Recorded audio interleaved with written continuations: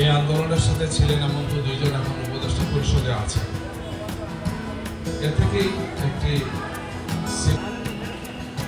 যেমন খুবই সুন্দর আকর্ষণীয় ছিলেন, মঞ্চটা খুব সুন্দর হয়েছে। আমি শহীদের বাবাজের কথাটি বলেছেন, আমরা ছোট্ট একটি দায়িত্ব পালনের চেষ্টা করেছি। এই দায়িত্বটা ছিল সরকারের। আমরা 6 মাসের মাথায় 10 আলহামদুলিল্লাহ 12 কোটি আমরা ছাপিয়েছি এবং এর সাথে আমরা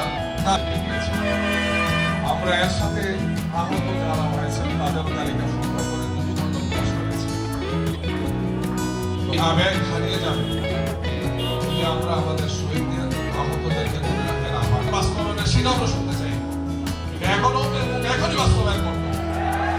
ফেসিবাদকে রুখানোর কোনো উপায় নাই। আজকে ভয়ঙ্কর সমস্ত দানবরা এখনো প্রশাসনে আছে, কমে নাই, বেড়েছে গিয়ে ভয় কেন হবে? বাংলাদেশের স্বপ্ন দিয়েছে, এই স্বপ্ন বাস্তবায়নের জন্য আমাদের শহীদের রক্ত দিয়েছে। প্রয়োজনে আরো একটা জুলাই আসবে, আরেকটা বিপ্লব হবে, আরেকটা উন্নত হবে। কোন অবস্থায় আমরা মাথা